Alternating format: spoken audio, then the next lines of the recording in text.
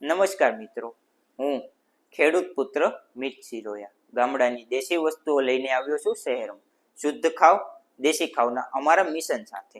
સાંભળો, આજે હું તમને એક વાત કહું. અમારા દાદાજી સિંગતેલની સરખામણીએ બીજા સિંગતેલ સસ્તા કેમ હોય છે તેનું હું તમને એક સિક્રેટ જણાવું. એક તો છે ક્વોલિટી.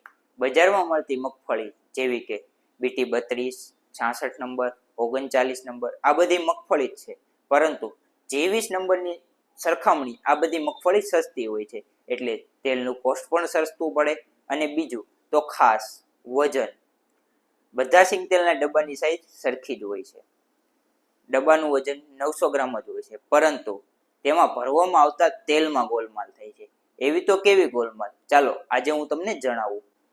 એક તો ડબ્બા સાથે 15 કિલો, એટલે એમાં 900 ગ્રામ તેલ ઓછું આવે. બીજું, કોઈ 15 લીટરમાં વેચે, એટલે 15 લીટરનું વજન થાય 13 કિલો ને 200 ગ્રામ. અને ત્રીજું, કે કોઈ 13 કિલોમાં વેચે, જ્યારે દાદાજી સિંગતેલમાં ડબ્બાનું વજન 15 કિલો અને 900 ગ્રામ આવે છે, એટલે બીજા સિંગતેલની સરખામણીએ તમને 15 કિલો વજન પૂરતું મળે. દાદાજી સિંગતેલ 23 નંબરની મગફળીનું ધીમી ગતિએ પિલાણ કરી ત્યારબાદ તેને કોટનના કાપડ વડે 2 વાર ગાળણ કરી આપના સુધી પહોંચાડે છે.